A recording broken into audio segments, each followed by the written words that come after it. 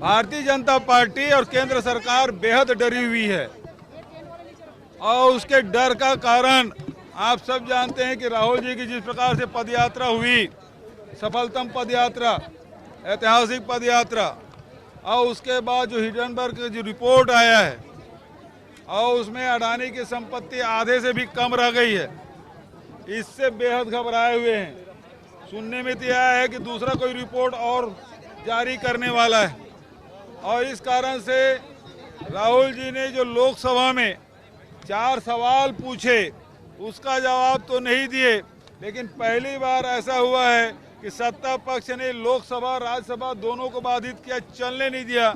2 सप्ताह से ये स्थिति बनी हुई है और अब नड्डा जी ये सवाल कर रहे हैं कि पिछड़ी जाति के हैं, पिछड़ी की अब राजनीति करने लगे हैं। आप सवाल का जवाब क्यों नहीं देते सीधा सीधा?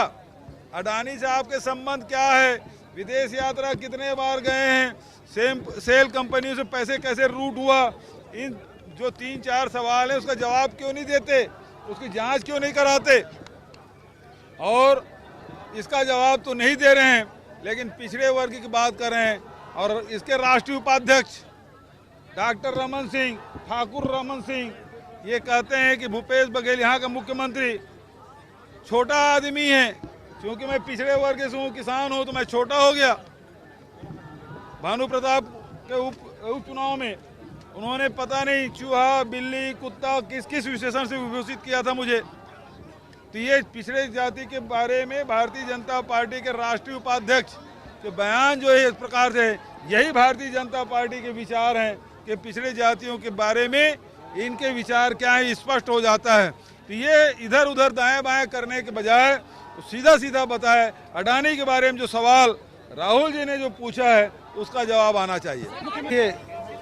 यहाँ तो विनोद तिवारी जो किराया मकान में रहते हैं उसके घर में ईडी भेज देते हैं। एक किसान हमारे गिरीश देवांगन, उसके यहाँ ईडी भेज दिए, विधायकों के यहाँ भेज दिए। अब एक बात बताइए, इतना बड़ा कांड हुआ, पूरे राष्ट्रीय क्या वैश्विक रूप से इसका प्रभाव पड़ा है व्यापार जगत में, उद्योग जगत में, और इसकी चर्चा पूरी दुनिया में है। उसकी जांच कब कराएंगे प्रधानमंत्री जी? ये तो बताएं कि अडानी के मामले में सेबी से जांच कब कराएंगे? उसके खिलाफ कब ईडी भेजेंगे? वहाँ क्यों कार्रवाई नहीं हो रही है? तो सारी जो कार्रवाई है, सारी तत्परता है, वो विपक्षी लोगों के लिए है और अपने जो साथी हैं उसके लिए नहीं है। इस देश में क्या 2 कानून है? लगातार जो भारत के कानून मंत्री हैं रिजिजू जी, वो बयान दे रहे हैं सुप्रीम कोर्ट में, जजों को ये कह रहे हैं कि कोर्ट है वो विपक्षी की भूमिका ना निभाए। इसका मतलब ये है न्यायालय को दबाव धमकाने की कोशिश कर रहे हैं।